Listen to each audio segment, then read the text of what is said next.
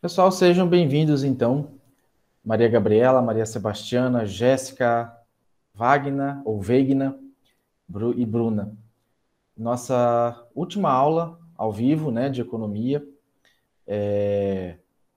Assim, é uma pena que a gente acabou pegando essa disciplina de um período mais curto, né, mas quem sabe ano que vem aí, talvez eu trabalhe alguma outra disciplina, e se Deus quiser, vai ser presencial aí com vocês.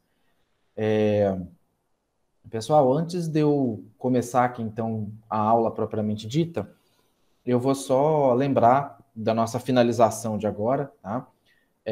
A partir de 8h30 da noite está disponível a atividade 2, que é o questionário, tá? Ela vai ficar liberada hoje, amanhã, que é sábado, e domingo o dia inteiro, tá? Então, ainda que não faça hoje, tem sábado o dia inteiro, domingo o dia inteiro, até 23h59 da noite, atividade 2. A atividade 3, que é aquela a gravação do seminário que vocês vão fazer, pode começar já desde agora, ou vocês podem fazer na segunda ou né, terça-feira.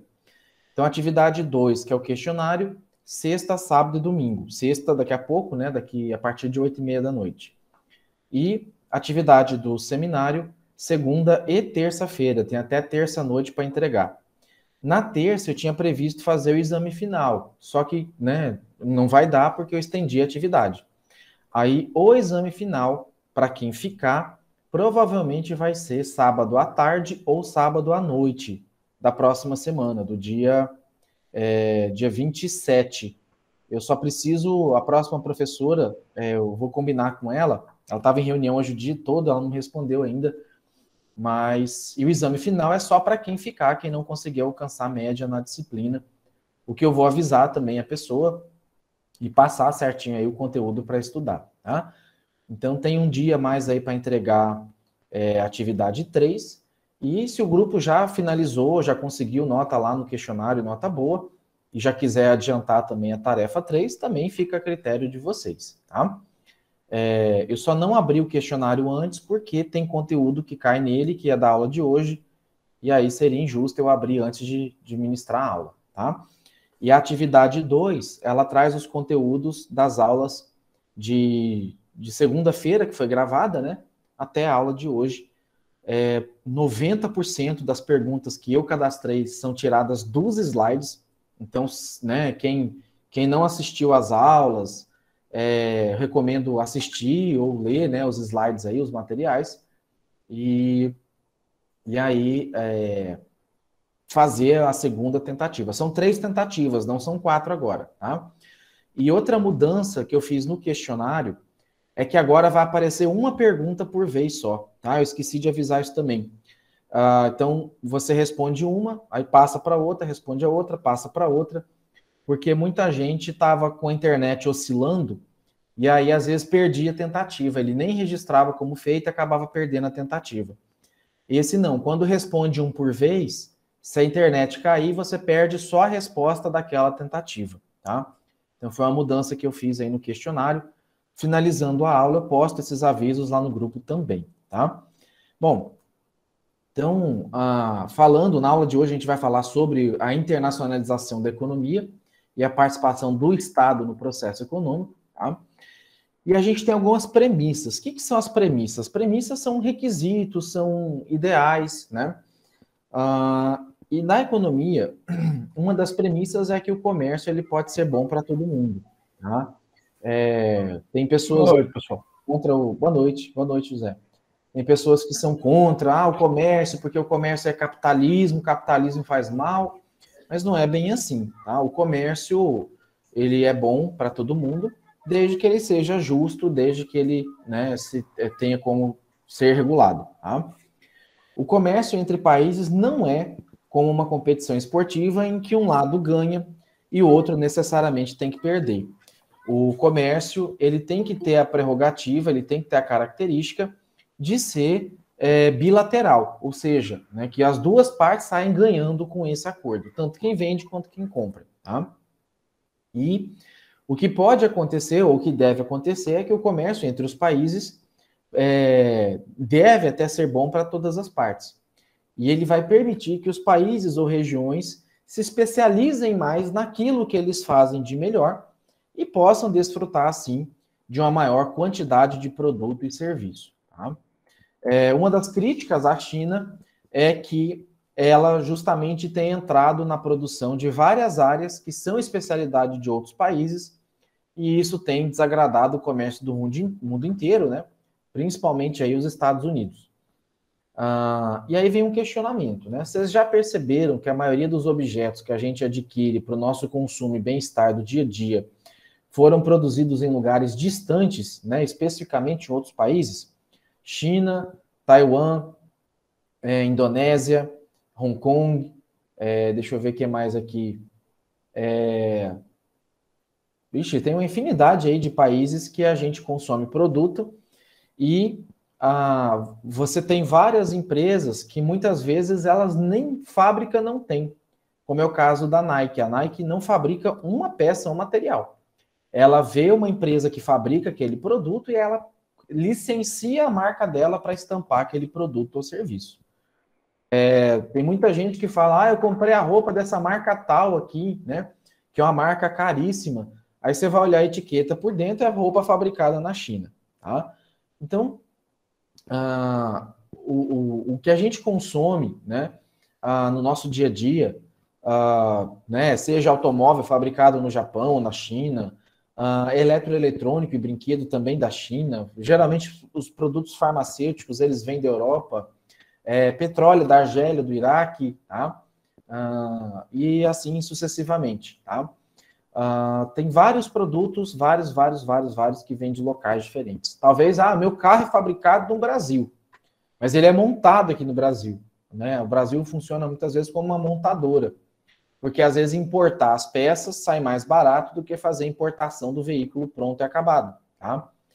E esse fato, essa ação faz com que muitos países comecem a deixar a sua produção e se voltem para a importação dos veículos já prontos. Tá? E também, em contrapartida, a gente exporta para a população residente nessas e outras regiões uma variedade de produtos, como aviões, no caso da Embraer, madeira, fruta, soja, milho, arroz e etc. Tá? Vejam que a gente quase não exporta tecnologia. Tá? A gente quase não exporta produto eletroeletrônico. Então, diante dessa citação, né, diante dessas inferências, a gente pode definir o comércio internacional como sendo todas essas trocas de bens e serviços que ocorrem através entre fronteiras internacionais. E aí as dimensões dadas algumas vezes ao tratamento do comércio entre países podem sugerir que apenas os governos tomem decisões a respeito do comércio. E aí, quando a gente fala das economias de mercado, cabe frisar que a maior parte das decisões que vão determinar o tamanho, o conteúdo e a direção do comércio são tomadas pelas famílias e pelas empresas. Então, ao mesmo tempo que você tem, né, a própria família, as pessoas, o ser humano como um todo, demandando a produção, a produtividade, você tem os governos que regulam e dizem o que pode, o que não pode ser comercializado, o que pode, o que não pode ser vendido. Tem muitos medicamentos, produtos que às vezes têm licença para comercializar num país, em outro não, tá? Então, quer ver uma coisa interessante? Aqui no Brasil, você fazer o consumo de coca, da folha da coca, é proibido. A planta coca é proibida aqui no Brasil. Aí você anda 100 quilômetros de Caça até São Matias, você acha folha de coca, você acha extrato de coca, você acha tudo o que você quer ali em São Matias sendo vendido livremente.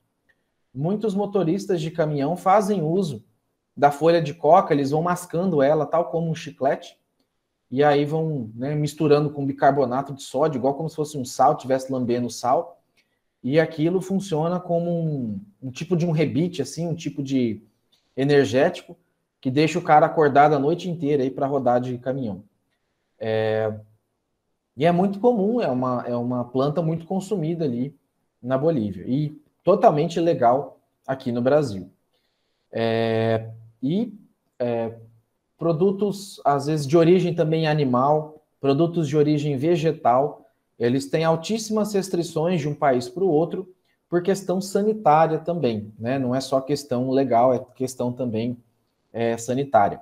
Então, às vezes tem produto que ele é exportado do Brasil para a Bolívia, e aí você não pode entrar de novo com esse produto da Bolívia para cá.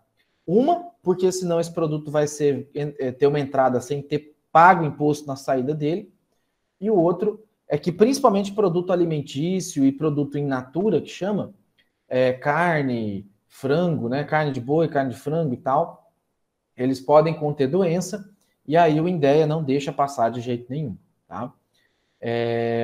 E, em alguns momentos, os governos podem também, evidentemente, agir através de mecanismos de política econômica, dando incentivo fiscal, ou seja, deixando de cobrar imposto, dando subsídio, que é quando ele dá o dinheiro, ou faz algum tipo de... Dá o dinheiro não, né? Ele faz algum tipo de financiamento, que é quase que dá o dinheiro, porque ele empresta para pagar em 10, 12 anos, com juro de 0,5% ao ano, aquela, sabe, praticamente dado. Da política cambial também, ele pode fazer uso disso, e ele pode, isso para incentivar, né? E ele pode também adotar políticas protecionistas, como, por exemplo, taxar a importação de alguns bens, fixar cota de importação, ou seja, um limite máximo para se importar, e até barreira fitossanitária, que é esse exemplo que eu comentei com vocês. Na época da pandemia, o preço do arroz disparou, o atual governo, o que ele fez? Ele falou assim, não, pode importar o arroz, porém, acho que era limitado a 500 mil toneladas ou 400 mil toneladas.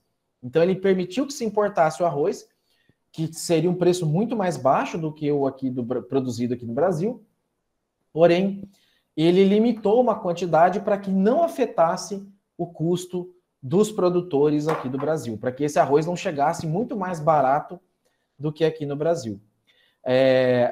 E quando a gente fala também de política protecionista, para vocês terem uma noção,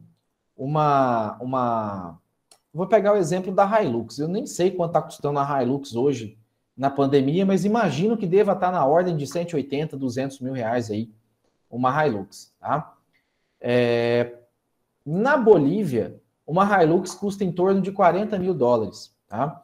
Hoje, por conta da taxa cambial, de fato chega num preço muito parecido, né, de 200 mil aqui do Brasil. Porém, alguns anos atrás, quando você tinha o dólar a 3 por 1, 3,5 por 1, essa mesma Hilux que custava 150 mil reais, né, aqui no Brasil, lá na Bolívia, ela custava mais barato lá do que aqui. Né? Quando o dólar estava aí a 3,50, na verdade ela chegava próximo de 100 mil reais, era 30 mil dólares, não era 50 não, 30 mil dólares. E se você tentar importar qualquer veículo para o Brasil, você vai pagar um imposto de 150%. Então, se o veículo custa 100 mil reais na Bolívia, você vai pagar os 100 mil no veículo, mais 150 mil de imposto. E aí a caminhonete sairia, no final das contas, por 250 mil, e aqui você compraria ela por 200 mil, um exemplo. Tá? Então é justamente para desincentivar, para fazer com que as pessoas não comprem carro lá e tragam para cá. E aí, professor, mas então eu vou comprar o carro lá na Bolívia, vou botar a placa da Bolívia e vou ficar rodando por aqui, que é o que muita gente fazia. Tá? Hoje a Receita Federal não deixa. Se ela vê que tem um veículo de placa estrangeira e vê que tem um brasileiro que possui CPF, né, ou uma pessoa naturalizada brasileira que possui CPF, o imposto vai diretamente, imposto, multa, e se for reincidente, prisão. Tá? Diretamente da pessoa, para evitar realmente o prejuízo à indústria nacional. Tá? É uma política protecionista. E aí, a importância de você estudar isso, né, nessas relações comerciais, é justamente para observar os ganhos obtidos pelo comércio mundial e como é que isso influencia as teorias econômicas como um todo. Tá? Então, o Adam Smith e o David Ricardo, eles foram considerados os precursores das questões relativas às trocas no comércio internacional, uma vez que o foco deles era nas economias que produziam mais baratas, tá? E aí o Smith ele veio com a ideia, lá no livro dele, da teoria das vantagens absolutas, e ele tornou bem mais clara as razões pelas quais a participação nas trocas internacionais seria interessante a uma nação. Em outras palavras, ou resumindo muito aqui o que ele disse, ele falava assim: ora, eu gasto R$ 1 para extrair, por exemplo, 1 litro de petróleo. E se eu comprar esse petróleo importado, eu vou gastar 80 centavos, vou gastar bem menos tecnologia, vou usar, né, um custo bem menor, e eu posso optar por fazer investimento, por gastar em outra área, não necessariamente na exploração de petróleo. Tá?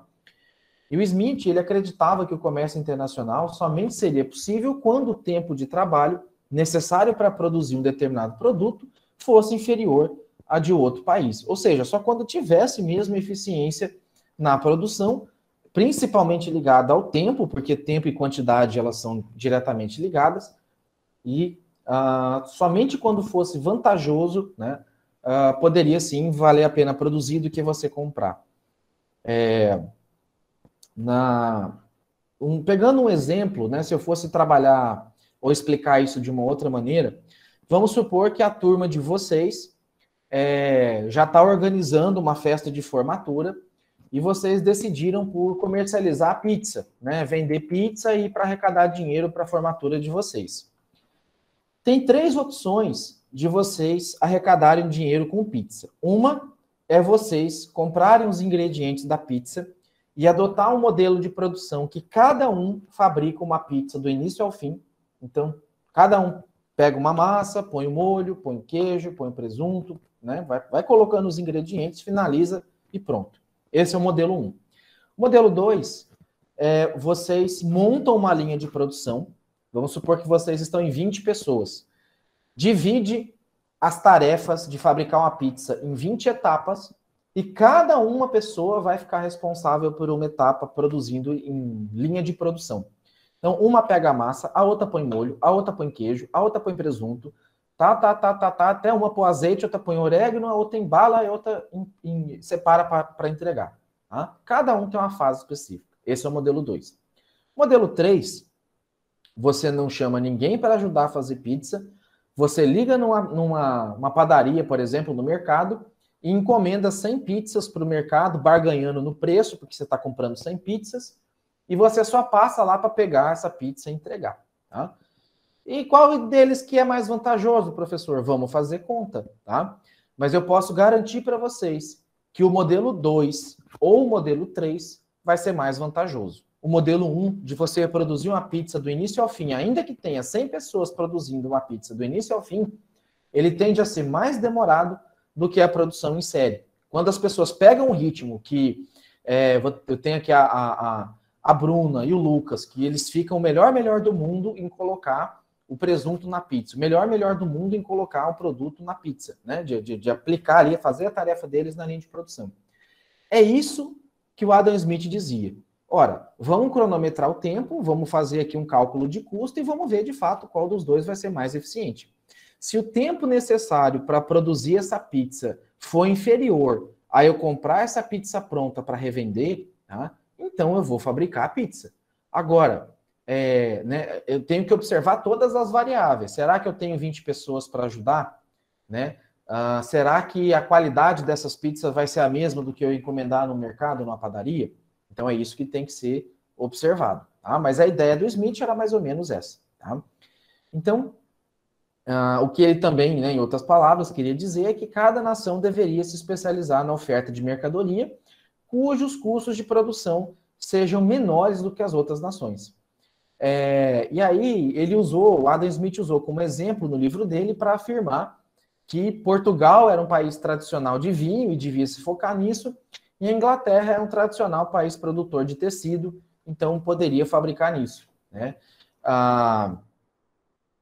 Pela teoria proposta pelo Smith, se Portugal tivesse que deslocar parte do seu capital empregado na produção de vinho para produzir tecido, certamente obteria menos tecido e com qualidade inferior do que o tecido inglês. E aí a gente conclui, né, que a contribuição do Smith para a teoria do comércio exterior provocou muitos debates e contribuiu principalmente para o surgimento de outras novas proposições. E aí fala, professor, mas isso é tão lógico? Por que que isso virou uma teoria? Né? Por que que, né? Qual é o sentido disso? Bom, se a gente lembrar aqui, não tinha internet, não tinha telefone, não tinha WhatsApp, não tinha TV, não tinha rádio nesse período. E para vocês terem uma noção, quando o Titanic afundou, teve país que levou 2 anos para receber a notícia ou para noticiar no seu jornal que tinha um navio com muitas pessoas aí que afundou no mar e que muitas pessoas morreram. Então a circulação da informação na época não era muito rápida, não era das mais eficientes. E aí muitas vezes, ora, se a gente às vezes não sabe que na nossa cidade tem alguém que vende, tem uma empresa que vende isso ou vende aquilo, imagina para o mundo, né? Imagina para o exterior. Então, volta e meia, até aqui em Cáceres, que é uma cidade bem menor que Cuiabá, e Várzea Grande, eu descubro, puxa, tem uma lojinha que vende isso aqui, faz 5 anos eu não sabia, né? Então, nos outros países era mais ou menos isso. Por que eu vou ficar gastando recurso em algo que eu não faço tão bem feito se eu posso comprar um trem bem feito dessas, né, de outro país e tal?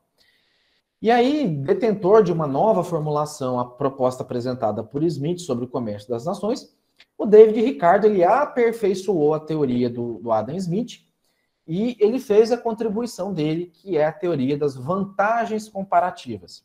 Então, para expor a sua teoria, o Ricardo partiu do exemplo do comércio entre Portugal e Inglaterra, vamos pegar essa linha de raciocínio, que tem como pressuposto a especialização de cada país na exportação daquele produto que ele tem a sua mais vantagem, que ele seja mais eficiente. Então, um país tem vantagem comparativa na produção de um bem se ele tiver um custo de oportunidade menor que o outro na produção desse mesmo bem. Então, a comparação do preço interno com o preço praticado internacionalmente para o mesmo produto e com a mesma qualidade indica que se tiver diferença, tá? Computando todos os custos, a região que tem menor preço tem a vantagem comparativa na produção desse bem. Então, isso significa que o preço praticado lá fora reflete o custo de oportunidade do produto internamente. Então, em outras palavras, por que o Brasil saiu a notícia de que o Brasil descobriu o pré-sal? Qual que era a ideia inicial? Puxa, estamos autossuficientes em petróleo, não precisamos mais importar petróleo de país nenhum.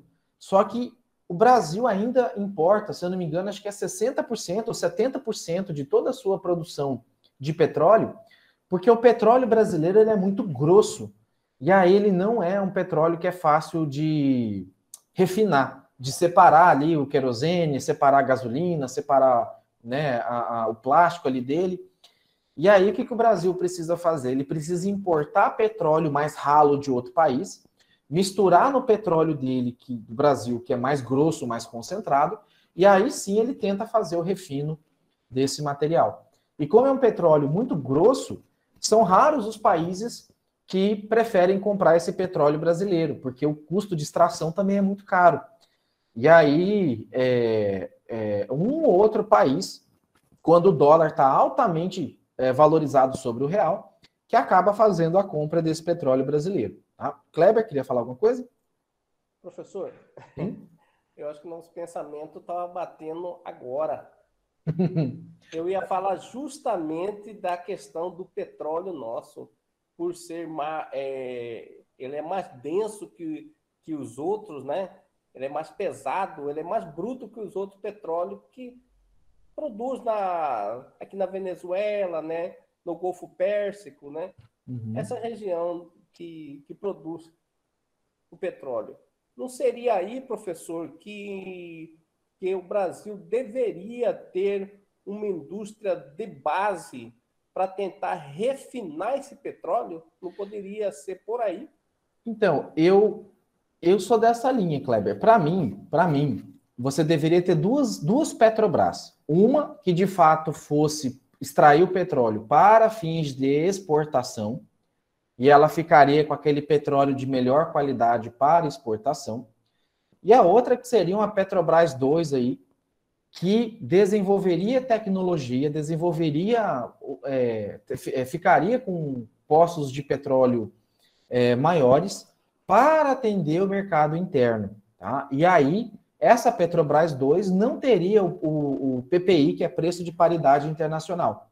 Porque, por exemplo, não importa o custo que a Petrobras tem para extrair o petróleo, para importar e refinar o petróleo.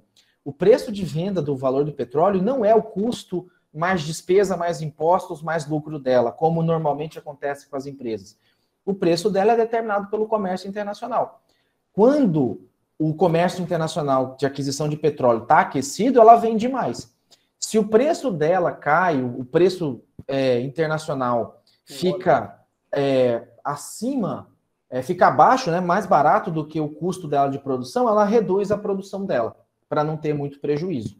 Então, ela controla o preço de venda dela, não pelo custo, mais despesa, mais lucro, tá? Ela controla justamente a paridade internacional. Então, ela segue o preço do barril de maneira internacional. E isso é ruim para a gente, porque a gente fica sujeito a duas variações: a variação cambial, né, do dólar, e a variação do próprio preço do barril.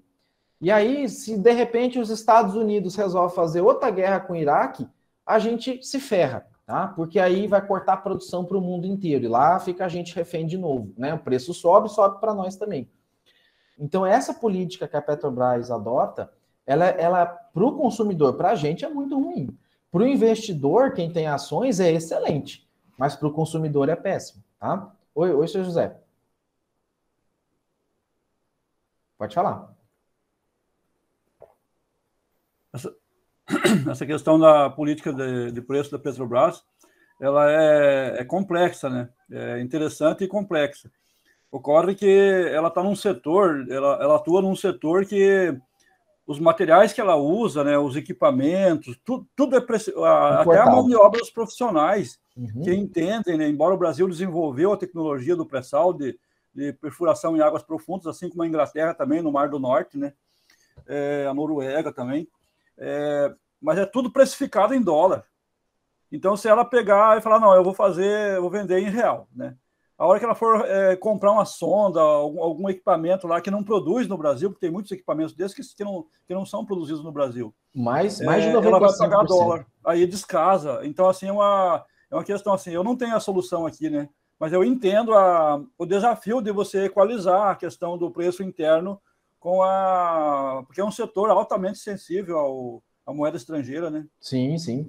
E aí, assim, uma das soluções assim, de fato, não tem uma fórmula simples, porque senão já teriam adotado, né?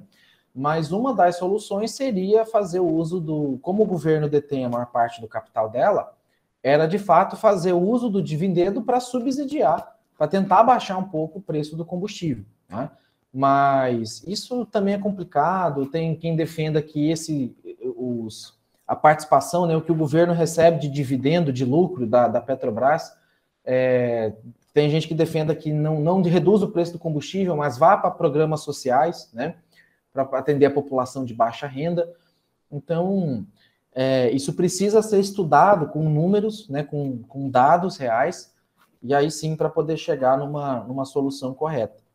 E, assim, há uns 10, 12 anos atrás, a maioria, para não falar quase que a unanimidade dos economistas, já colocavam aqui a década de 20, né, de 2020, como uma década que já estaria, assim, reduzindo drasticamente o consumo de petróleo. E a quantidade de barril consumido durante a pandemia foi a que mais se aproximou, que reduziu, né, com a prospecção de 10, 12 anos atrás. Então, assim, o número hoje de consumo de barris de petróleo está muito acima do que era se esperado, né? Assim, em outras palavras, se imaginava que em 2021, 2022 já tivesse mais carro elétrico, já tivesse mais energia vindo de fontes renováveis e não uma dependência tão grande ainda do petróleo como ainda está nos dias de hoje, tá? E acredito, né, outro questionamento aqui, vocês já devem ter ouvido falar que a atividade comercial pode vir a ser uma via de mão dupla, né? Então, essa atividade de comércio, ela pode e deve ser uma via de mão dupla, justamente para aumentar o nível do bem-estar econômico do país, quando os ganhos dos beneficiados superam as perdas dos prejudicados. Então, quando formos analisar quem ganha e quem perde com o comércio internacional, a gente precisa levar em conta essa realidade, né? Então, você tem que ver, assim, a partir do momento que eu, produtor de gado, né, resolvo exportar a minha carne e não vender para o mercado interno, eu estou tendo uma consequência disso, né? Será que a consequência de deixar a pessoa comer menos carne aqui é mais benéfica do que eu exportar ela lá fora, né? Então, esse tipo de questão gera muito debate no âmbito da economia, porque por conta da Lei Candir, que isentou as exportações de imposto, isso tem feito com que o produtor não pense duas vezes antes de colocar o mercado no produto interno ou externo. Ele quase sempre vai priorizar o mercado externo, tá? E isso acaba afetando a nossa... se você tributa, você atende o cidadão, porém, você ferra a empresa. E aí, ferrando a empresa, pode ser que ela quebre ou que ela resolva não produzir. Se você dá incentivo para a empresa, você deixa de cobrar o imposto, você beneficia ela, em contrapartida, ferra o cidadão. Então, precisa encontrar, é muito difícil para os governantes, às vezes, encontrar um equilíbrio, um meio termo, e não dá para analisar caso a caso, porque você tem todo um contexto político de corrupção, de falta de transparência no país, que impede que isso possa ser resolvido de maneira coerente ou de maneira imparcial, tá? Então, a discussão desse tema é bem grande, porque a definição da melhor política comercial para um país precisa considerar efetivamente quem vai ganhar e quem vai perder, né? O que não é fácil, pois quando isso ocorre, sempre temos uma disputa política. E aí, toda vez que eu dou aula desse assunto, não tem como não falar, descontraindo um pouco, né? Não lembrar daquele vídeo da Dilma, né? Que ela tenta explicar, né? Ninguém vai ganhar, vai perder, vai todo mundo perder, né? E aí ela faz aquela confusão toda. Momento de distração aqui da aula. E nessa questão... eu não sei se alguém tinha levantado a mão agora há pouco também, acho que eu passei batido. Oi, José. Então, professor, essa questão o senhor falou anteriormente ali, não é voltando na aula, mas não queria deixar de passar, porque é importante, eu considero, né, no meu juízo, né? A questão das vantagens comparativas lá e tal, e da China. A China, assim, eu não sou assim daquele que divide o mundo em dois, os maus e os bons, não. Eu acho que todo mundo é ser humano e está aqui na face do planeta tentando sobreviver. A China, em algum momento, observou que, até estudando teorias econômicas, porque quando o Partido Comunista tomou e fechou a economia da China lá há quase 100 anos, né, eles estudaram muito assim, as filosofias modernas, né, para entender a economia, e daí eles começaram a entender. Então, o Japão, depois da guerra, começou a industrializar, já tinha uma base industrial, e avançou. Então, o Japão importa matéria-prima e exporta produto agregado com um valor maior. Uhum. A China fez mais ou menos isso. A China observou que ela tinha uma vantagem competitiva diante do mundo, a mão de obra barata, e a necessidade de comer também, né? Então, sim, o chinês pegou e aproveitou isso, e ele veio posicionando, e olha que a China tem 1 bilhão de pessoas, não, é 4 vezes a população brasileira, né? Isso não é pouco, não. E daí ele fez disso uma vantagem. Inclusive a América instalou a Europa, muitas empresas montaram bases na China para aproveitar dessa mão de obra barata. Entendeu? Em algum momento isso foi importante, e até hoje é importante. A dificuldade está no equilíbrio, né, até onde vai e tal, né? O próprio Brasil, no caso da produção de commodities agrícolas, né? Até pé de frango, se produzir, a China compra tudo. Compra tudo, exatamente. Então, porque eles têm uma demanda tal. Então, eles viram a vantagem que eles tinham e eles estão posicionados ali. E eles posicionaram em produtos de tecnologia. Porque eles têm universidades, eles também têm, eles estudam muito, o chinês estuda muito. E ele está posicionado nisso. Então, ele tem a vantagem dele, ele é grande. Se nós vamos aqui produzir peça de máquina agrícola em Mato Grosso, eu produzo lá 500 peças, ele produz 5.000 peças. Ele vende no mundo inteiro. Relativamente, ele tem uma vantagem em relação a nós, que é a quantidade, o ganho de demanda, de escala. Sim. E isso é importante de pensar. Era só essa observação que eu queria fazer, professor. Obrigado. Não, e bem tocado aqui na questão da economia de escala, né? a China, como ela é um país comunista e muito do que acontece lá é o governo que regula, o governo que diz que sim ou não, você não tem 50, 100, 200 empresas, 1000 empresas no Brasil tentando negociar, barganhar preço. Lá, muitas vezes, eles reduzem a 2, 3 multinacionais, mega empresas, que quando compra quase que isso que você falou, assim, quase que fazendo a réstia, quase que comprando de todo mundo, assim, passando o rodo mesmo, né? Então, existe um negócio na economia chamado economia de escala, né? Que quanto mais quantidade você tende a comprar, teoricamente, menor é o custo unitário desse produto, né? Então, uma coisa é eu comprar uma caneta. Vou pagar, sei lá, R$1,50 numa caneta Bic, R$1, né? Se eu for comprar 50 canetas, eu vou pagar aí 80 centavos, 79 centavos. Se eu for comprar 1 milhão de canetas, eu vou brigar ali nas casas centesimais ali de 36, 0,3678 reais, por exemplo, né? Então vai chegando até um ponto que ela estabiliza assim mesmo. E o que a China faz é isso, ela compra, ela raramente evita tentar comprar o produto já acabado, ela sempre tenta comprar ele in natura ou a ser processado, né? E justamente porque ela tem uma mão de obra e muitas vezes consegue comprar ou produzir tecnologia para beneficiar de maneira mais eficiente, e com isso ela consegue o custo de produção mais baixo do que qualquer outro país, né? E apesar de importante para os países, o comércio internacional, ele é realizado na prática seguinte uma série de restrições que variam de intensidade de acordo com cada país.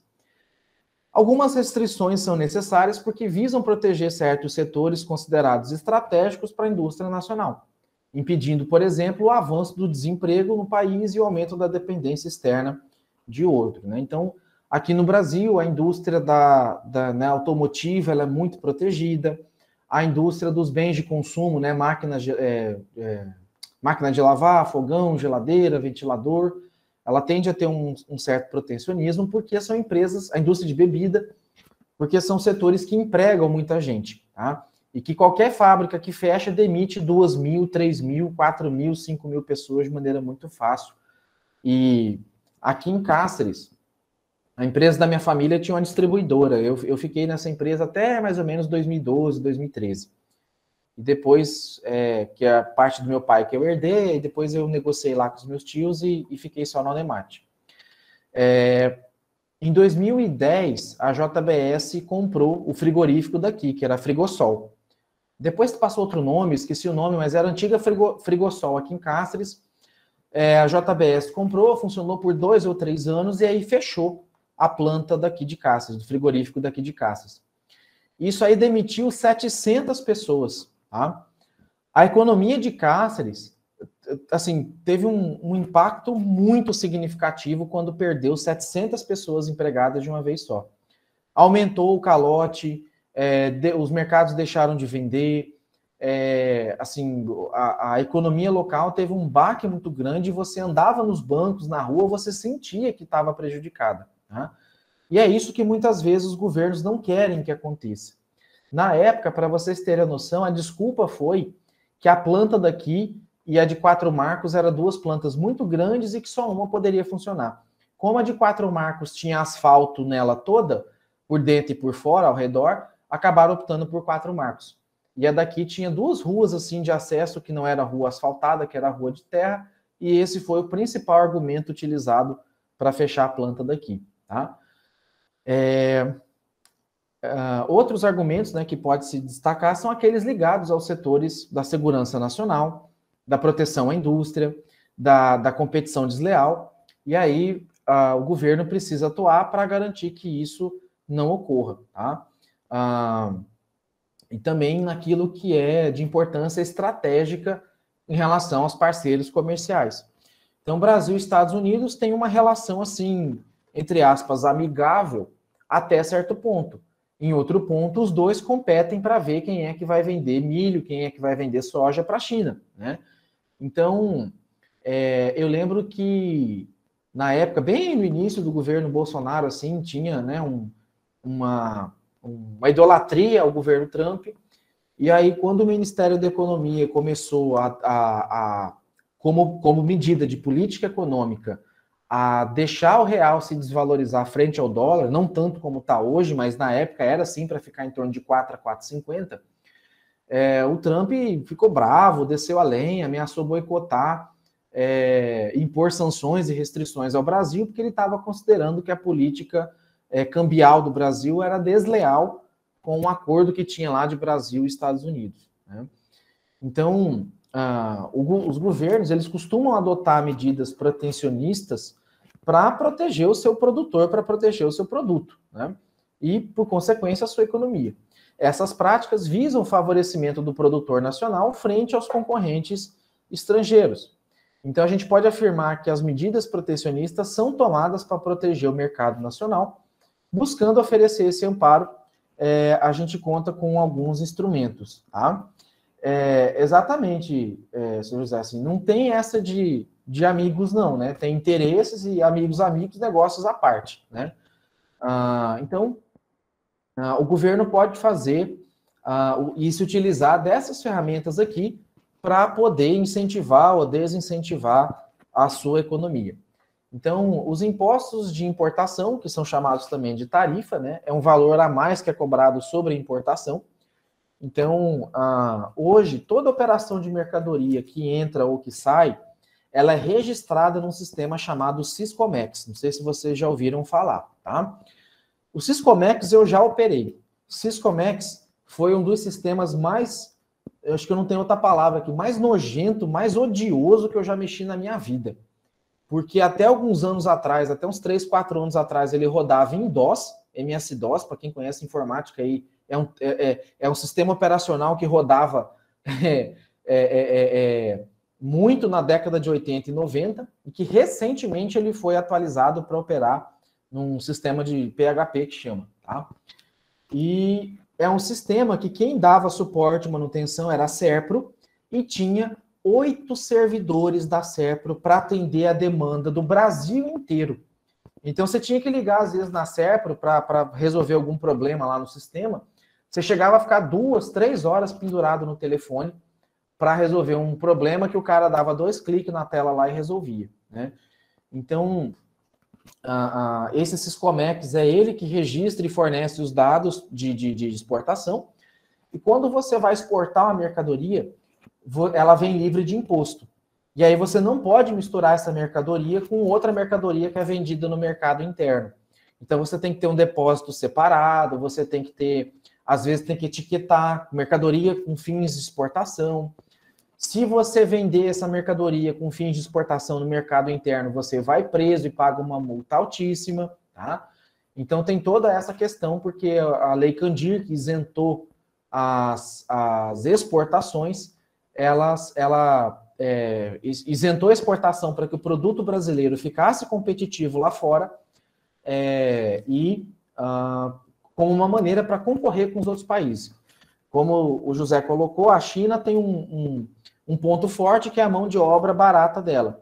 Os Estados Unidos têm como ponto forte, primeiro, a moeda deles, o segundo é que eles têm a parte logística muito eficiente. O custo de transporte americano ele é muito baixo, né? E também não tem todos aqueles encargos de folha de pagamento. A mão de obra é cara lá, mas é cara porque o custo dela é caro. Mas não tem encargo, né? E também você não tem custos indiretos, né, como os benefícios, os salários, as folgas que tem aqui no Brasil, lá nos Estados Unidos não tem, raramente acontece. Tá? Kleber? Professor, essa questão de importação de imposto, o senhor acompanhou essa operação da polícia que houve aqui em 3 estados, inclusive Mato Grosso? Sim, sim. Polícia Federal? Sim. Foi isso, né? A empresa compra, aqui em Cáceres, tinha uma empresa chamada Redex. Saiu de Cáceres. Então. O primeiro carro que eles pegaram foi em Cáceres, vindo da Bolívia, eles pegaram em Cáceres. Pois é. Aí é fácil ficar rico, né, professor? Pois é. Aí é fácil. E tinha muita gente, né? Que nesse caso que você comentou, o pessoal ia na Bolívia buscar a mercadoria mais barata para vender de novo aqui dentro, né? Para vocês terem a noção, esse desodorante antitranspirante... Esses carros da Zona Franca. É porque assim, esse desodorante, por exemplo, Rexona, que a gente compra no mercado aí por 12, 14, às vezes chega até a custar R$16, quando muito você paga aí 10, 11 reais no mercado atacado da vida, né? Na Bolívia você compra por 5, 6 reais, você compra por quase metade do valor. Isso já é o preço de venda final.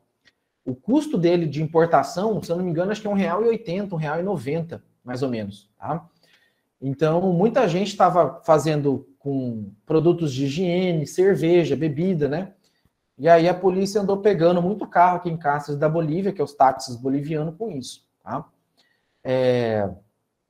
Outra determinante também são as cotas de importação, que é esse exemplo do arroz que eu comentei com vocês, né? Então, geralmente, aqui no Brasil, você paga um imposto de importação para trazer arroz de fora, para que não tenha o mesmo preço, para que ele custe mais caro do que o arroz plantado e colhido aqui no Brasil.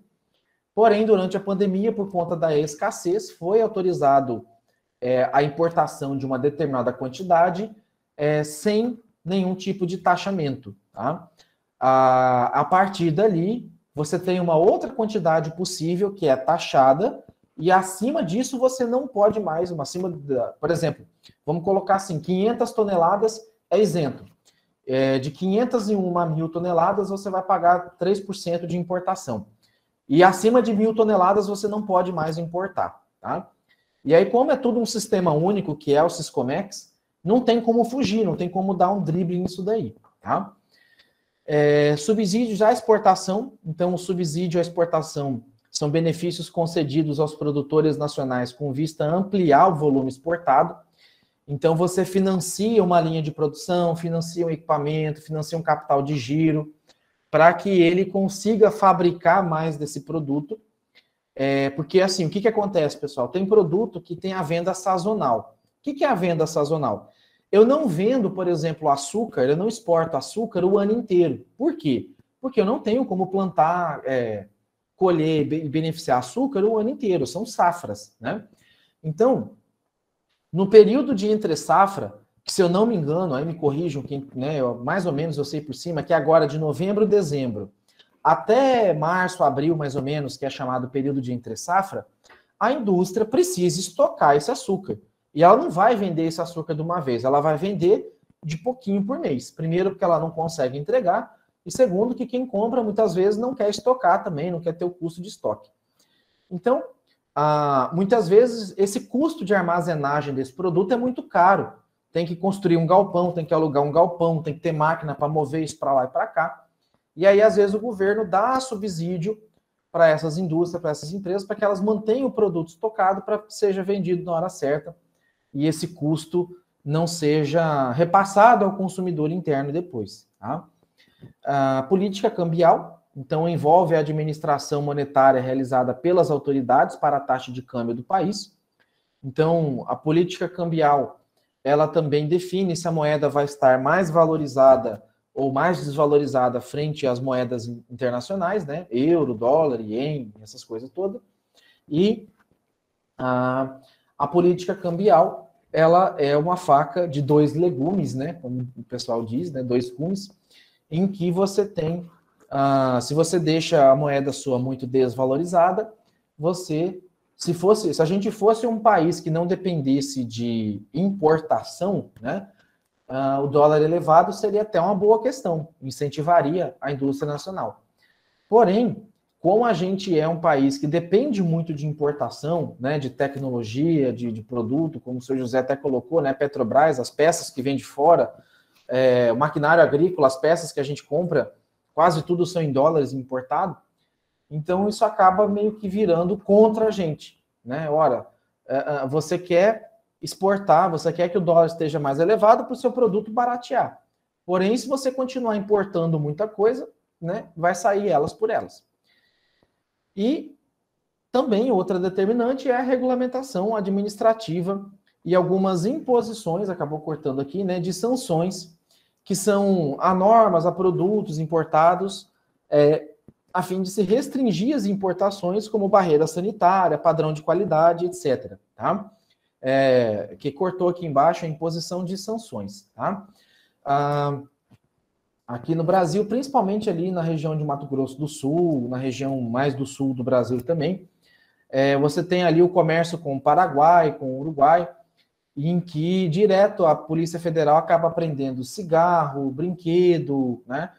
Porque muitas vezes esses produtos não têm normas sanitárias, não passou por uma avaliação aqui do Brasil, equipamento eletrônico que não tem homologação da Anatel, por exemplo, para utilizar, e o Estado tem um direito, o governo, na verdade, tem um direito de fazer isso, para proteger não só o mercado interno, mas também porque esses produtos acabam não pagando imposto e acaba fazendo com que a indústria nacional seja prejudicada. Tá?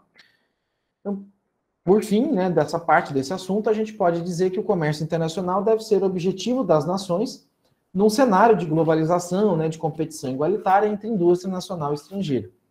E é importante, nesse sentido, a ação do governo em promover política industrial de longo prazo e abertura econômica graduada, aos poucos, nada de radicalismo, para que não venha trazer perda e sim benefícios para a nação. Então, e aí falando um pouquinho da taxa de câmbio, que é uma das coisas que a gente, né, assim, mais vê ou mais discute, dentro de uma nação, as transações elas se realizam com a mesma moeda. Aqui no Brasil, é real para todo canto, né? No comércio internacional, geralmente se utiliza moedas diferentes. E aí a necessidade de converter uma moeda na outra, como forma de facilitar o intercâmbio comercial. Ali em São Matias, funciona geralmente 4 moedas. O boliviano, que não é boliviano, não é Bolívar também, peso boliviano, o real, o dólar e o euro, tá?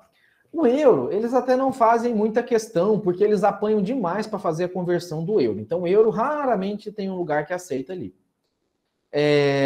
O real, eles vêm assim, não muito bem, né? Eles querem sempre ganhar mais na taxa de conversão e tal. E a moeda deles, essa mesmo, eles não querem saber. Eles amam o dólar, tá? E muitas vezes, né, você vai ali em São Matias comprar um produto, tem 2 etiquetinhas, com preço em dólar e com preço em real. E aí a conversão que eles fazem quando você vai comprar em real, né, se tá, por exemplo, 6 por 1, né, porque aí a conversão assim nesse comércio pega o dólar turismo, não o dólar comercial, então o dólar turismo está na casa de 6,15 reais aí, R$6,15. Na hora dele fazer a conversão em dólar, muitas vezes ele joga 6,30, 6,50, né, para desvalorizar mais o real frente à moeda deles. Então, quando vocês forem fazer turismo em outro país, né, se for na Europa, obviamente, entre trocar real por dólar para depois trocar por euro, vocês vão perder. Né? Então, se vocês forem na Europa, compensa trocar já o real por euro. Tá? Fora isso, qualquer outro país que vocês forem visitar, exceto a China também, compensa você trocar por dólar, tá? Porque você trocando por dólar, a chance de você ter uma passada de perna ali na conversão no câmbio é muito menor, tá? E aí, a taxa de câmbio é o mecanismo que os governos utilizam para regular, para fazer com que essa troca seja possível, e ela é expressa em unidade de moeda nacional por valor X da moeda estrangeira. A sua variação altera diversas variáveis econômicas, sobretudo as relacionadas ao comércio exterior. Então, assim, quem trabalha com a economia ali o dia inteiro, né, quem trabalha no mercado aí de ações, eles ficam doidinhos, porque eles têm que estar observando tudo isso, tá? E no comércio internacional não há apenas uma moeda a ser empregada para o pagamento das transações, já que os países trocam entre si bens e serviços. Todavia, ao se fecharem as referidas transações, o saldo contabilizado, geralmente em uma única moeda, geralmente em dólar. Tá? Em outras palavras, é necessário que exista alguma forma, alguma maneira de conversão. E aí a operação conhecida como taxa de câmbio faz a conversão da moeda nacional em moeda estrangeira. E aí o número de unidades necessárias em moeda doméstica para adquirir moeda estrangeira tem sido regulado pela taxa de câmbio. Né? Então, o número de reais que eu preciso para comprar $1 é regulado pela taxa de câmbio. Então, vamos considerar aqui, para fins de exemplo, que a atual taxa do dólar em relação ao real seja de 2,20. Então, para a gente ter $1, a gente tem que entregar R$ 2,20. Eu nem lembro quanto que está hoje, deve estar em torno de 5,50. Deixa eu ver aqui. Valor do dólar, cotação do dólar. Deixa eu pegar aqui rapidinho. 5,61, tá? E esse valor de 5,61, que é a cotação de hoje, não significa que eu vou no comércio e automaticamente eu vou trocar R$ 5,61 por $1, tá? A quantidade de dólar que eu for comprar e a finalidade, ou o uso, ou o jeito que eu vou negociar, o que eu vou receber esse dólar, também interfere no custo do preço. Então, ele à vista é o valor mais caro que tem, que geralmente é considerado dólar turismo, que deve estar batendo, deixa eu ver aqui, cotação dólar turismo.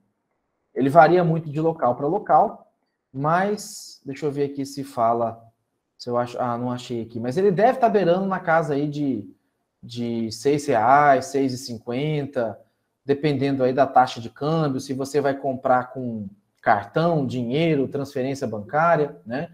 Então depende muito aí de como você vai comprar, tá? E aí a gente observa que o governo, alterando a taxa de câmbio, ou seja, a relação entre moedas, interfere automaticamente na dinâmica das relações comerciais do país, uma vez que ele modifica a posição dos preços internacionais. Então, por isso que a taxa de câmbio, muitas vezes, o produto, para ele ser exportado, né, ou para que o produto brasileiro seja competitivo, em vez de você investir em malha ferroviária, né, em vez de você investir numa logística mais eficiente, em vez de você investir em tecnologia para produzir mais, né, a forma de se incentivar o produtor, ou a forma de fazer com que o produto brasileiro seja competitivo, é desvalorizando a moeda, o real, para que esse produto, né, convertido em dólar, acabe saindo mais barato. Então, aqui até tem um outro exemplo que eu trago, né? Então, vamos supor que a taxa de câmbio, né, para exportação de aço seja R$ 1,00, $1, tá? Só para vocês entenderem melhor. Se o governo brasileiro altera a taxa de câmbio para R$ 2,00, $1, né, então, ou seja, ele desvalorizou em 100% a moeda nacional, o valor gasto, né, né, e aí vamos supor que custe um real ou $1 também essa tonelada do aço, tá? Sendo R$ 2,00 a conversão para $1, ou você pega $1.000 e compra 1.000 toneladas de aço, ou você vai comprar 500 toneladas de aço pelos $500, que equivale aos R$ 1.000, entendeu? Então, o fato de você subir o dólar, né, ou de você desvalorizar o real, você consegue fazer com que o produto seja mais barato lá fora, sem mexer nos meios de produção, tá? E aí o comprador, é lógico que ele vai querer comprar esse produto num dólar, né, numa moeda desvalorizada, porque ele sabe que ele vai conseguir um preço mais barato, tá? E esse fato ocorre porque a alteração da taxa de câmbio tornou a moeda brasileira desvalorizada, ou seja, mais barata em relação à moeda estrangeira, e, consequentemente, os nossos produtos caíram de preço no mercado internacional, tornando-se mais atrativos no exterior, resultando no aumento das exportações, tá? E aí, por consequência, também no barateamento do produto brasileiro, tá? Bom, essas compras e aquisições, né, tanto a exportação quanto a importação, elas geram um fluxo de transação econômica chamada de balança comercial, tá? Então, todo pagamento e recebimento em moeda estrangeira, ele é anotado no Siscomex e esses dados vão compor a balança comercial, tá? E quando fala assim, professor, mas como que o governo faz para ter um controle sobre o preço do dólar? Todo governo, seja brasileiro ou de qualquer outro país, ele tem reservas de moeda estrangeira, tá? Então, quando ele quer que a moeda se desvalorize, o que ele faz? Ele vende, ele coloca mais dólar, coloca mais figurinha de dólar no mercado e esse preço vai diminuindo, né? Com mais oferta de moeda de dólar, ela vai baixando o preço. quando ele quer que a moeda se valorize, o que ele faz? Ele vai lá e vai comprando o dólar, vai estocando o dólar, vai fazendo com que a moeda seja mais rara, mais escassa no mercado e procura, raridade, aumenta preço. Tá? E aí o registro dessas transações econômicas que o país realiza com o resto do mundo, em um determinado período, ficou conhecido como balanço de pagamento ou a balança comercial. Tá? Ela vai registrar todas as transações, seja de pessoa física ou jurídica, em um determinado período, geralmente é trimestre, quadrimestre e ano, tá? E é um registro quase que estatístico, contábil das transações, para saber qual é a do país. Então, o balanço de pagamento, né, o que eu comentei da balança comercial, na verdade, ele é bem mais amplo, né, do que somente a balança comercial. Ele leva em considerações os saldos de conta corrente, a movimentação dos capitais autônomos das pessoas físicas, os erros e omissões na hora de fazer o registro e as reservas, seja de compensatório ou induzido da moeda, né? Ou seja, a reserva que ele utilizou para compensar ou para agregar valor ao dólar. Tá? E aí, toda vez que vocês escutam falar, a balança comercial é favorável, significa que o Brasil mais exportou do que importou e, consequentemente, se ele exportou, teve mais entrada de dólar, porque ele vendeu e recebeu, do que ele gastou comprando. Tá? Então, onde é que eu uso, professor, esse indicador da balança comercial? Ora, se você é um país que está optando por manter a sua moeda desvalorizada, como é o caso do Brasil, a balança comercial vai dizer para a gente se a gente está no caminho certo ou não. Porque se você tem uma balança comercial, por exemplo, desfavorável, ou seja, você está mais importando do que exportando, significa que você está pagando mais caro, que o fato de você manter um dólar mais elevado está fazendo com que você pague mais caro e tenha mais prejuízo. Tá? Então, explicando um pouquinho dessas contas, né, de como é levado ali em consideração o cálculo, que é um cálculo bem complexo, tá? Você tem ali a conta corrente, que é formada por 3 subcontas, que é a balança comercial, a de serviço e as transferências unilaterais. Na balança comercial, geralmente se registra a movimentação de mercadoria, né? Então, o saldo da balança comercial é dado pela diferença entre venda de mercadoria e a compra de mercadoria importada, né? Se a gente exporta mais do que compra, tem superávit. Se a gente importa mais do que vende, a gente tem um déficit na balança comercial. Isso aqui é um dos indicadores.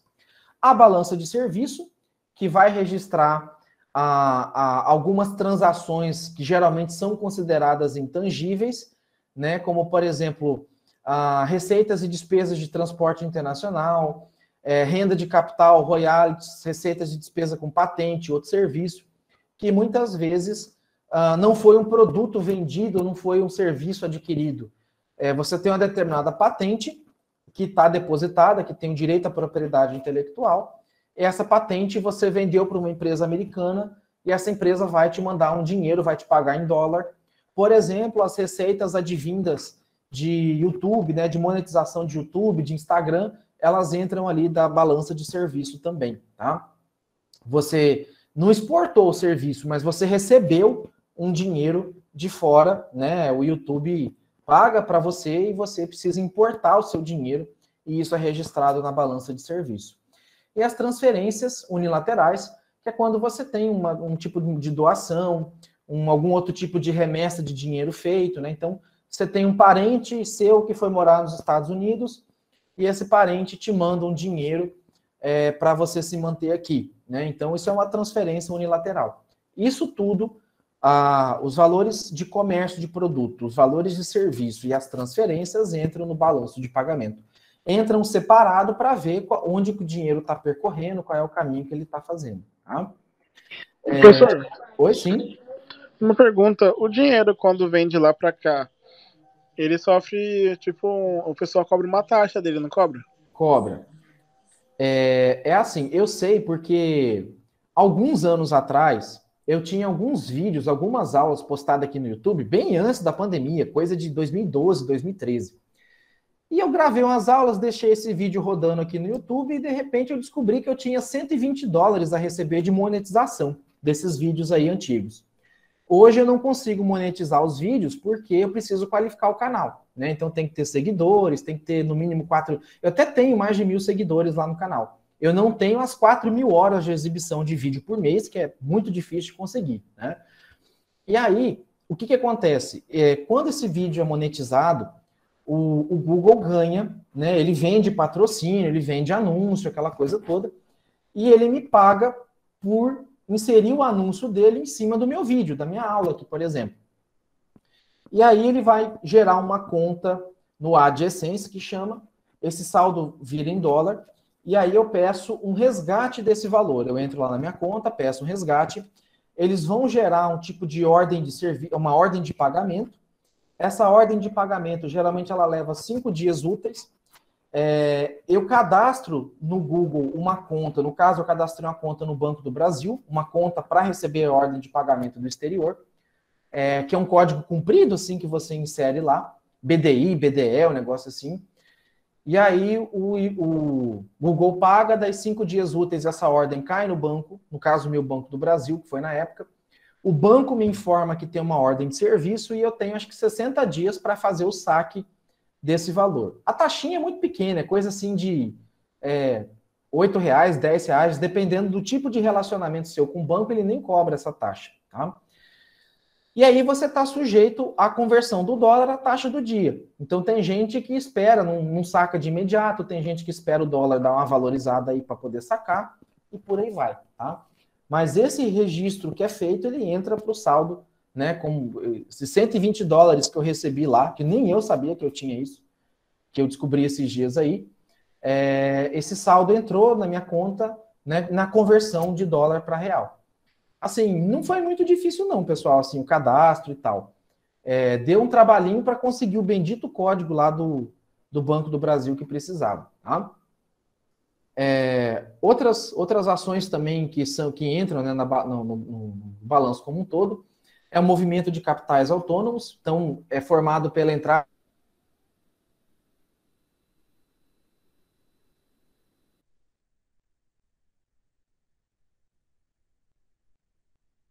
investidor. Ixi, peraí. Ô, pessoal, caiu aqui a internet. Vocês estão me ouvindo? Agora sim, mas se o senhor puder voltar lá atrás, voltar. Ah, tá. Vocês ouviram a explicação da ordem de pagamento aí do Google AdSense? Sim. Sim, né? Tá.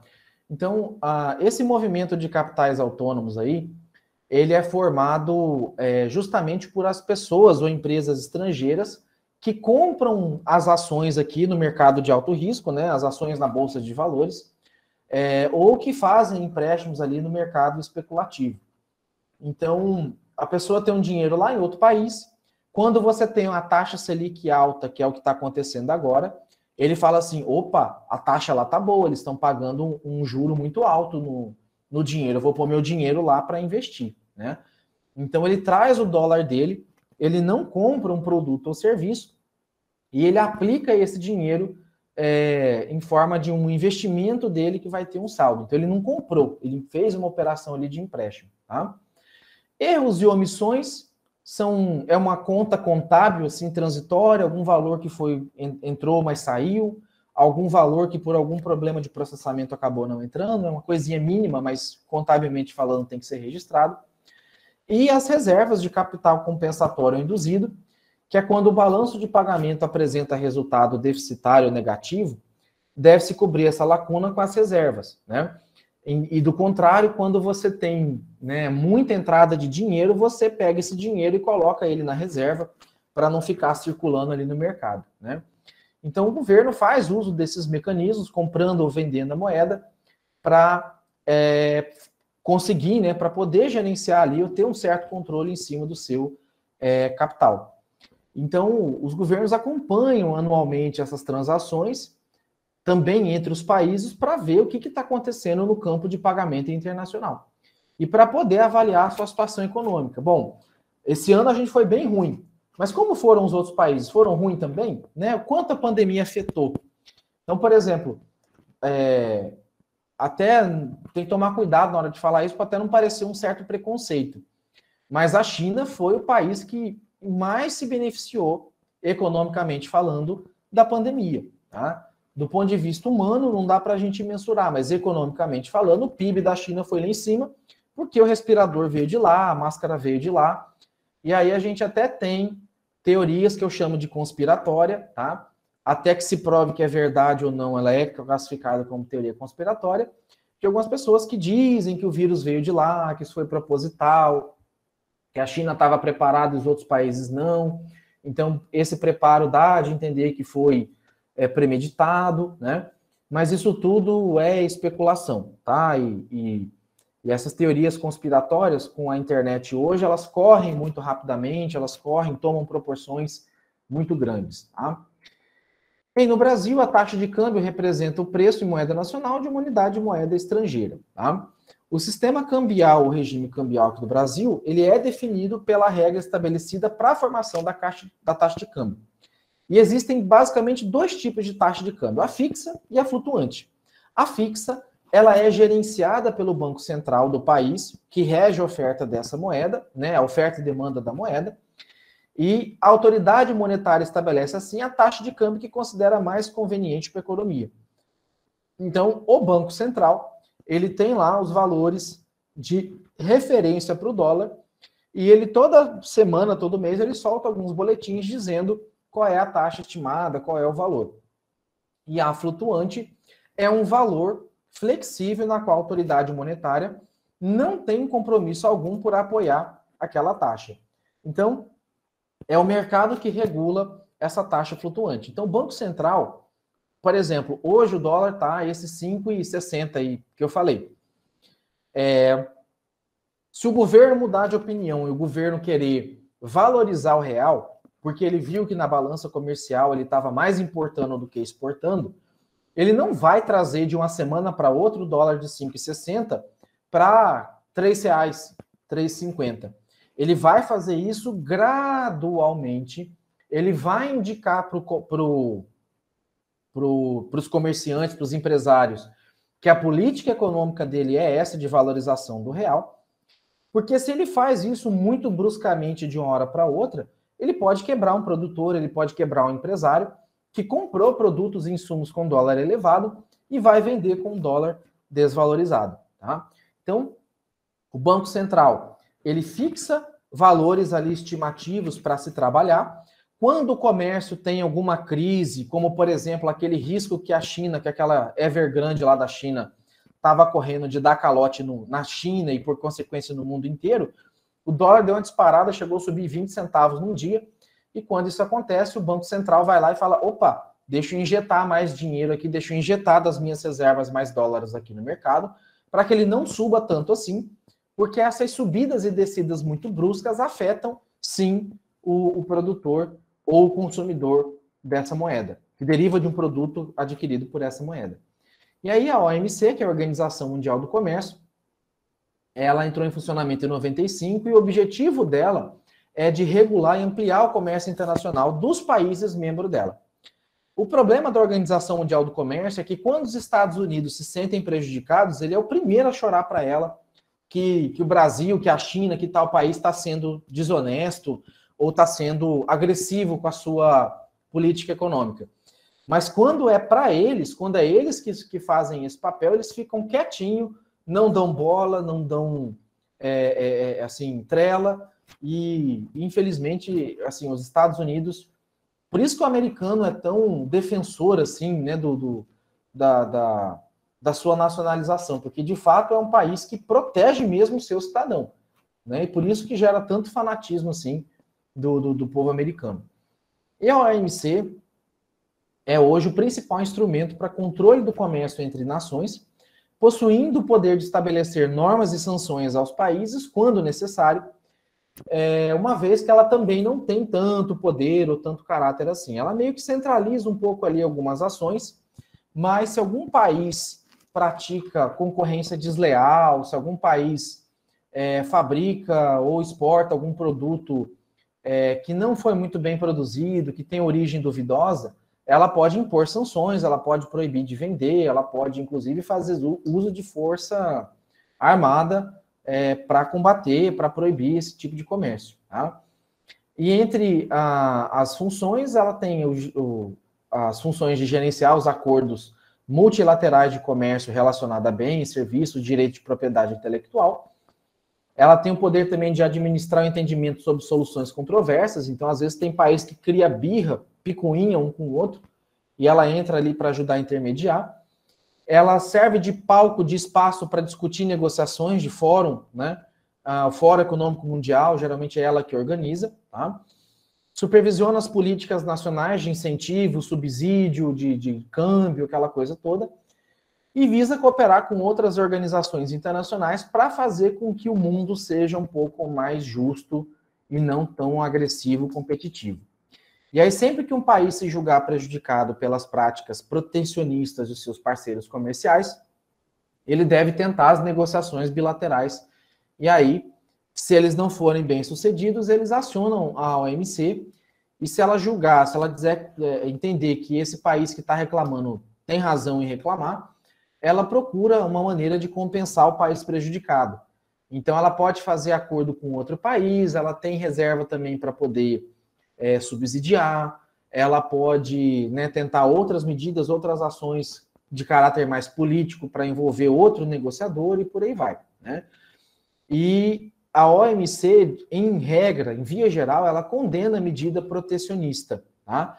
Por entender que o livre comércio é a melhor forma de se realizarem as transações comerciais.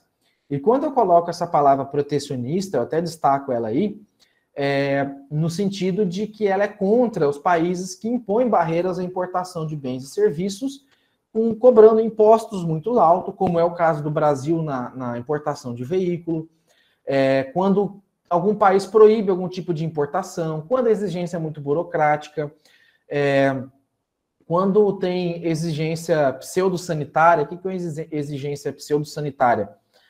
O mundo inteiro usa, por exemplo, a vacina da Sputnik, que é da Rússia, tá? Aí aqui, se bem que assim, em outros países, nem todos os países têm uma Anvisa, tá? Tem países que a decisão de comprar e de importar a vacina é do governo, não tem agência que cuida disso, tá? Mas vamos supor que não tivesse a Anvisa aqui no Brasil, né? E aí, às vezes, utilizar o discurso de essa vacina não presta, essa vacina é isso e aquilo, por isso não vou comprar, pode ter algum tipo de sanção da OMC, porque se outros países compraram e estão fazendo uso, e isso não criou problema para aquele país, então ele entende como uma exigência pseudo-sanitária. Pseudo vem de falso, né? Uma falsa exigência sanitária.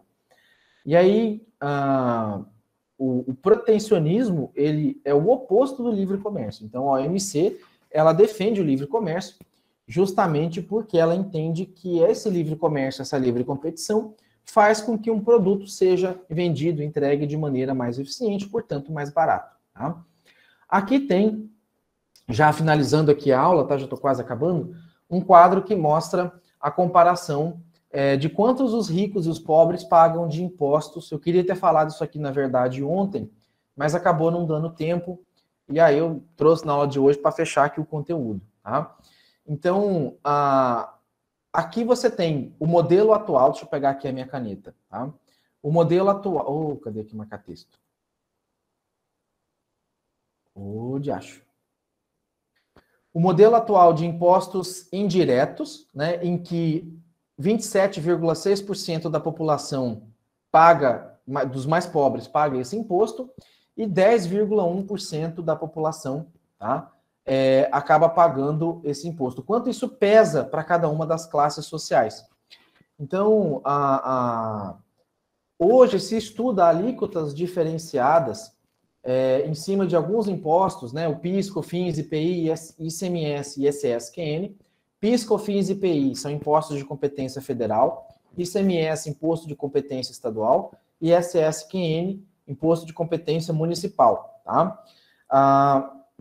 Aqui você tem a divisão dos grupos e o pessoal de classe mais baixa, ele tende a pagar 26,7% de imposto, enquanto o rico, ele acaba pagando 10,1% de imposto, comparando a renda per capita, comparando o quanto esse imposto incide sobre a sua renda, tá? o quanto esse tipo de impostos, na verdade, chega a incidir.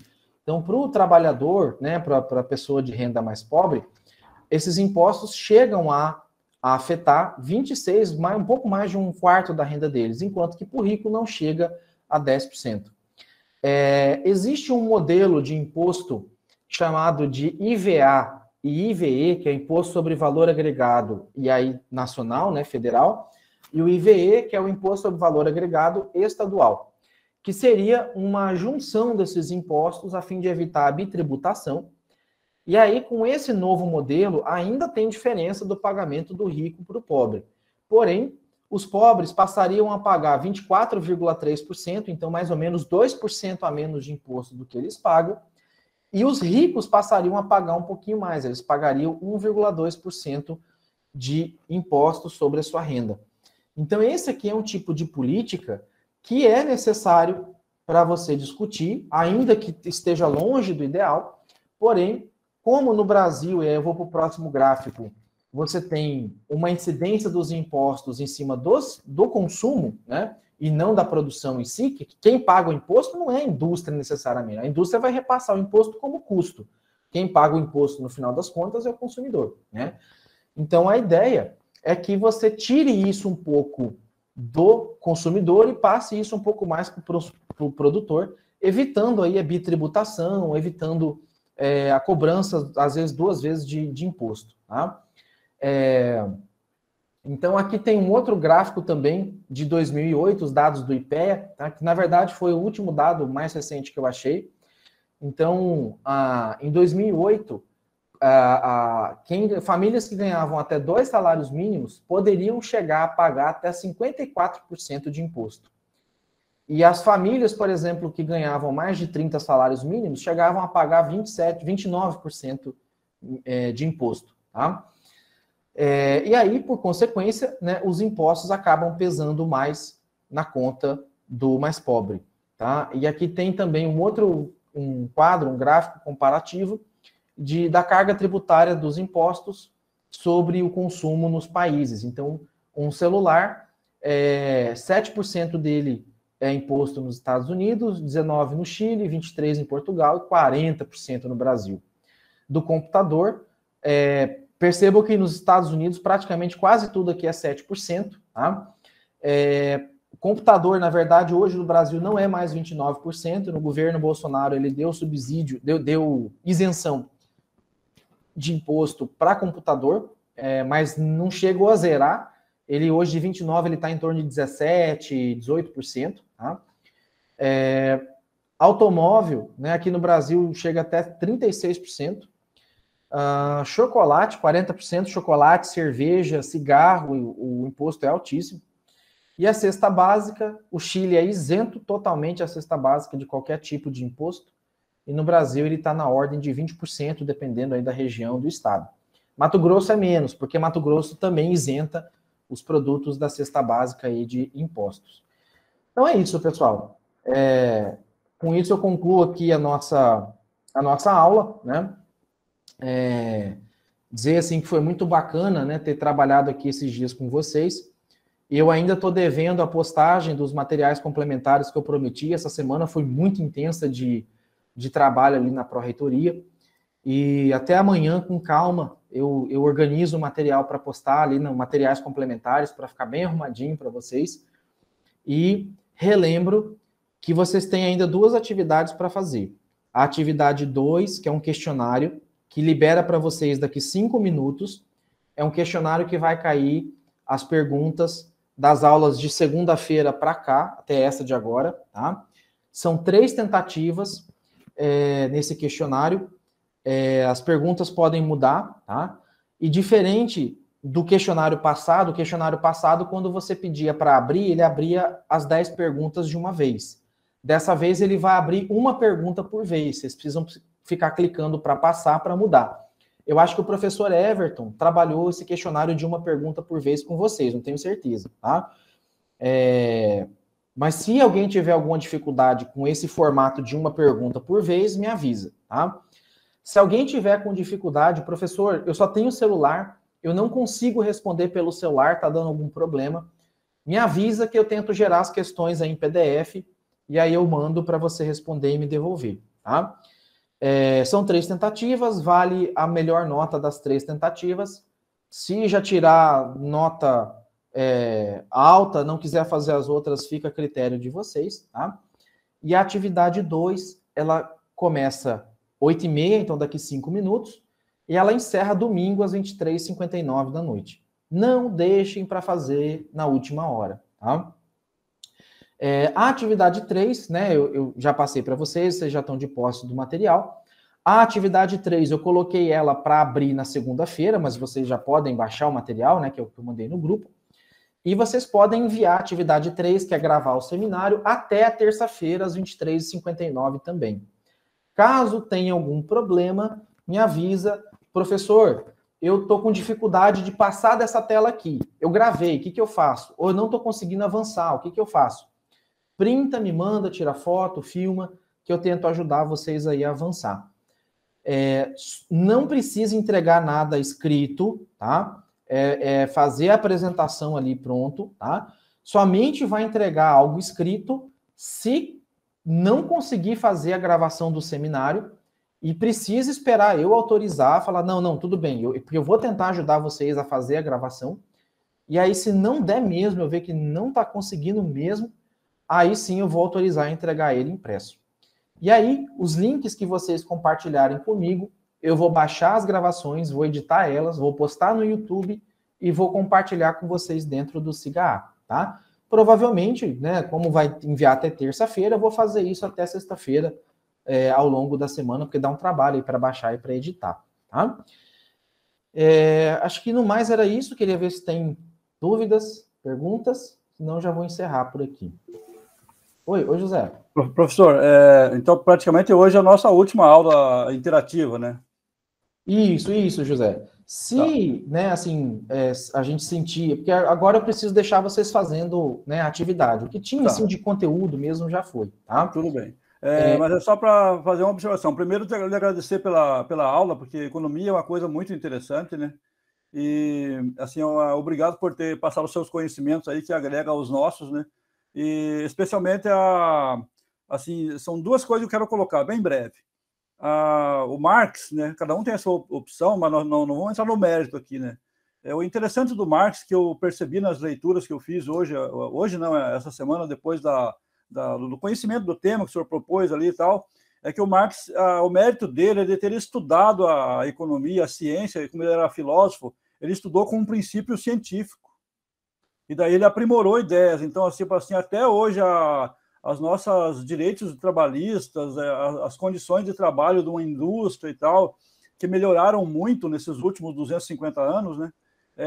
A contribuição ao Marx é devida, porque ele questionou muito disso, que havia uma exploração muito intensa das pessoas, né?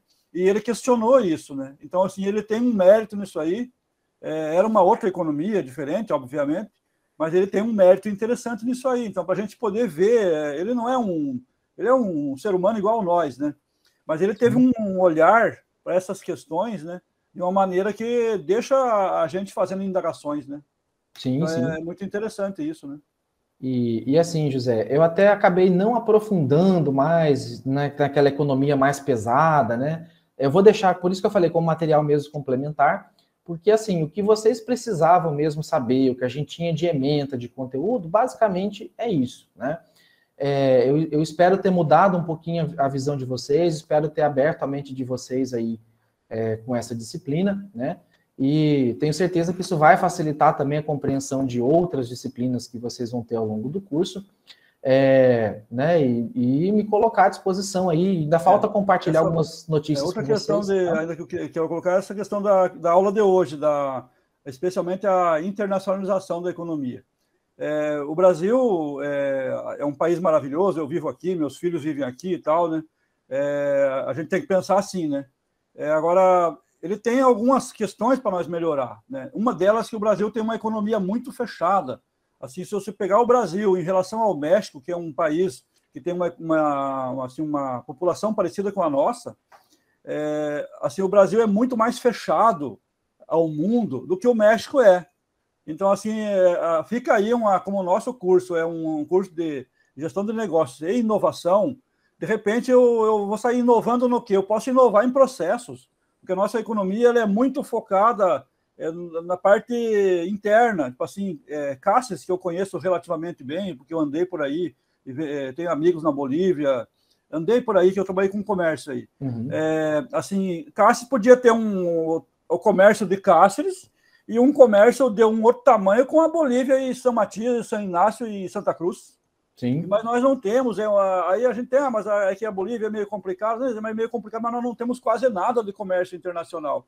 Então a gente poderia aprimorar muito isso, não ao nível dos grandes, do produtor da Petrobras, a Vale do Rio Doce, ou então dessas empresas que trabalham com soja, não, a nível de pequeno, de quem trabalha com confecção, de repente até um cantor, ou um jogador de futebol, quando ele vai fazer um show lá fora, é uma prestação de serviço, não é?